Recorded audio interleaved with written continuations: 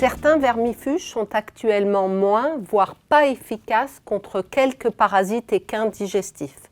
On parle de la résistance des parasites aux vermifuges, aux anthelmintiques, comme on parle de la résistance de certaines bactéries aux antibiotiques, l'antibiorésistance. Alors la résistance des parasites aux anthelmintiques est présente en France et parfois assez répandue. Si ces résistances continuent à se développer, cela pourrait devenir à terme difficile de lutter contre le parasitisme et donc être néfaste pour la santé des chevaux. Nous sommes aujourd'hui dans le bureau du professeur Frédéric Beunier qui va nous expliquer concrètement cette problématique des résistances aux anthelmintiques. Frédéric, bonjour. Bonjour Sophie. Comment définir simplement les phénomènes de résistance aux antiparasitaires ? Alors, le phénomène de résistance se définit par l'apparition d'individus qui résistent au traitement, c'est-à-dire qui ne sont pas tués par des doses normales actives qui devraient les détruire.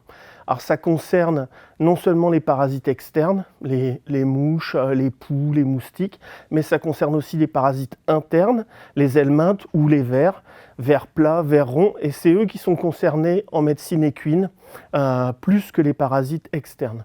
Et progressivement, ces parasites se multiplient entre eux, les parasites résistants, les individus, et donc vont créer, avec leur génération successive, vont créer des vraies populations totalement résistantes.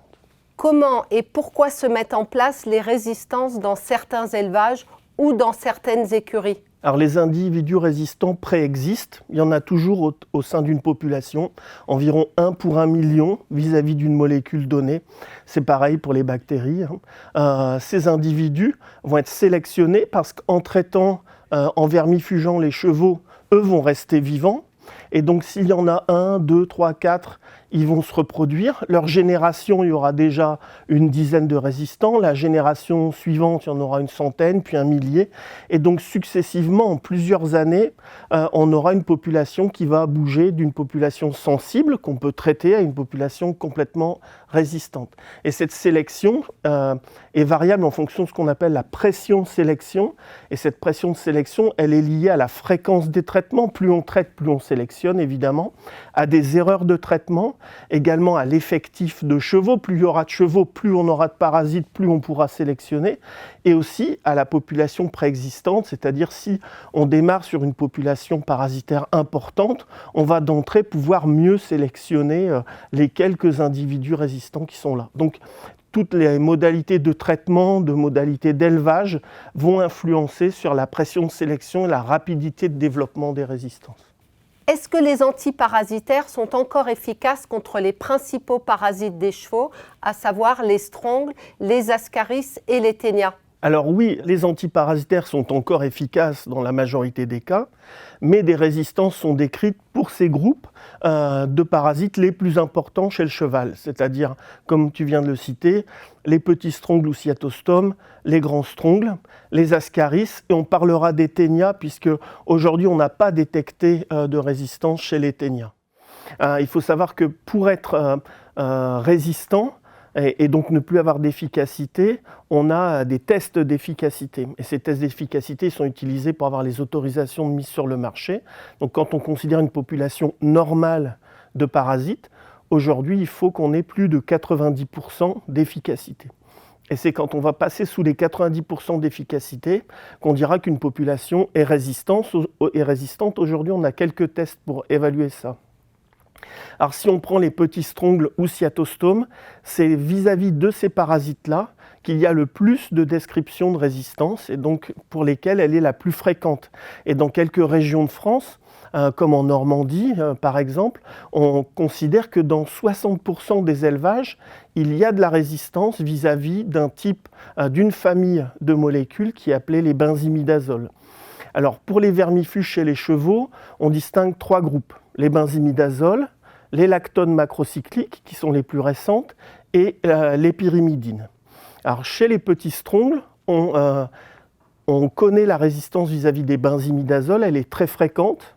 Elle est décrite aussi, mais beaucoup moins fréquente vis-à-vis des pyrimidines, et elle est relativement rare vis-à-vis des macrolides, des lactones macrocycliques, même si elle est décrite, mais rare. Alors pour être sûr qu'il n'y a pas de résistance, ce qu'on va conseiller quand on la suspecte, ça sera de faire une coproscopie quantitative, c'est de regarder les œufs de petits strongles dans les crottins, de les compter, et avant traitement. Et 14 jours après traitement, on va refaire cette analyse, recompter les œufs et on va calculer la réduction du nombre d'œufs de petits strongles. Évidemment, si la réduction est de moins de 90%, on suspectera une résistance. Pour les grands strongles, aujourd'hui en France, on considère qu'il n'y a pas de résistance chez les grands strongles, donc du genre Strongylus, vis-à-vis d'aucun des 3 groupes de vermifuges. En ce qui concerne les Ascaris, depuis 2010, en Europe et en France, on détecte de la résistance vis-à-vis des lactones macrocycliques. Mais il faut savoir qu'elle a l'air de s'étendre très lentement, que dans la grande majorité des cas, les lactones macrocycliques ont conservé leur activité et qu'en fait, c'est dans certaines suspicions, parce qu'il y a des ascaridoses cliniques sur des poulains, qu'on cherchera à dépister cette résistance. Parce que je le répète, aujourd'hui, dans la majeure partie des cas, il n'y a pas de résistance des ascaris aux lactones macrocycliques. En France, elle existe, mais est rare. Enfin, pour les ténias, donc les anoplocéphales, aujourd'hui, on considère qu'il n'y a pas de résistance, elle n'a jamais été démontrée scientifiquement. On n'a que des fausses défauts d'efficacité, des fausses résistances qui seraient plutôt liées à des réinfections ou réinfestations par les ténias. Quels sont les risques des résistances pour la santé des chevaux et des poulains ?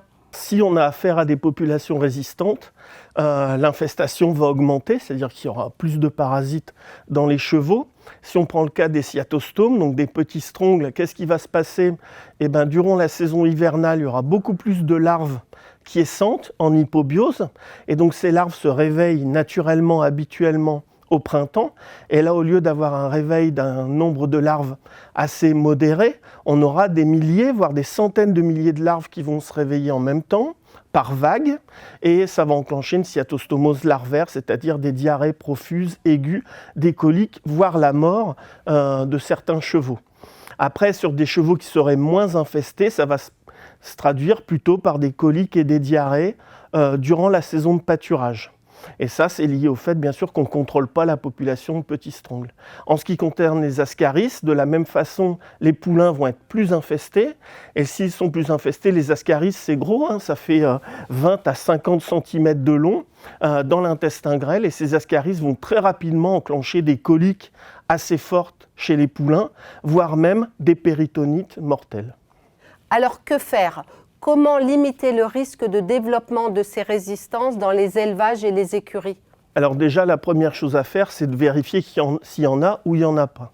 Alors comme je l'ai dit précédemment, il faut régulièrement faire des coproscopies aux chevaux pour voir déjà quels parasites sont présents. On peut faire une coproscopie au printemps, une coproscopie à l'automne. Et ensuite, il faut faire des coproscopies avant et 15 jours après traitement. Et celles-là vont permettre de détecter s'il y a une résistance ou pas.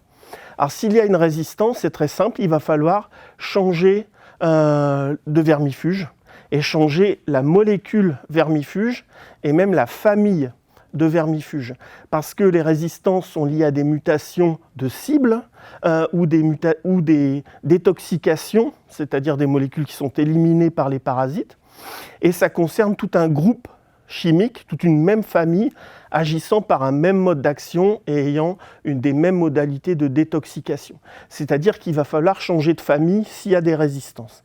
Alors bien évidemment, au sein d'une même famille, en début de résistance, certaines molécules peuvent conserver une certaine efficacité, simplement parce que les produits sont plus dosés ou parce qu'ils ont une durée de contact avec le parasite qui est plus importante. Donc on peut avoir des petites variations au début, mais à la fin, finalement, toute la famille est concernée par une résistance. Alors donc s'il y a résistance, on change de famille. S'il n'y a pas de résistance, là, il faut appliquer les bonnes pratiques de vermifugation. Bonnes pratiques de vermifugation, c'est-à-dire discuter avec son vétérinaire des fréquences de vermifugation en fonction des classes d'âge. Ça varie en fonction de l'effectif, ça varie en fonction de l'âge, ça varie en France en fonction des régions aussi. Et il y a des guidelines, des guides qui sont édités par des associations de parasitologues et de vétérinaires comme l'ESCAP, j'en cite un mais il y en a d'autres. Et dans ces guidelines, avec votre vétérinaire, avec son vétérinaire, on peut trouver la bonne pratique et le bon rythme de vermifugation.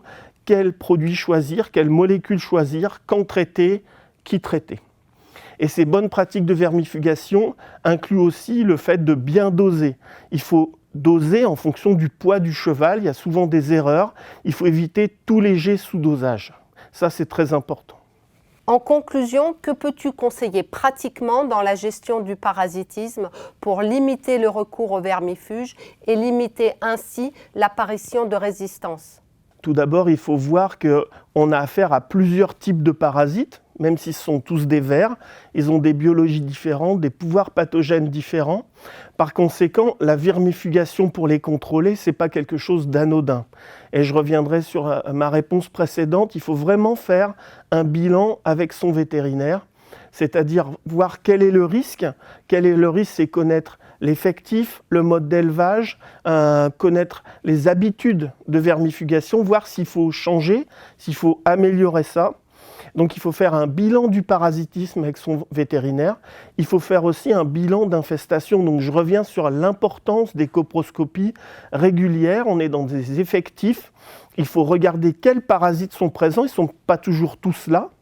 Petit strong, grand strong, ténia, ascaris, pourquoi pas des anguillules, les oxures dont on n'a pas parlé mais pour lesquels il n'y a pas de résistance aujourd'hui, ténia. Donc faire un bilan, voir comment traiter. Et ensuite, quand on traite, je reviens sur suivre l'efficacité des produits, c'est-à-dire vérifier qu'on n'a pas de cas cliniques, de suspicion clinique, d'ascaridose, de cyatostomose. Et quand on a des suspicions ou quand on a un doute, faire ces coproscopies avant et 14 jours après traitement. Donc, bien vérifier que le bilan parasitaire est régulier et que les bonnes pratiques de vermifugation sont observées. Et là, normalement, on ne devrait pas sélectionner de résistance.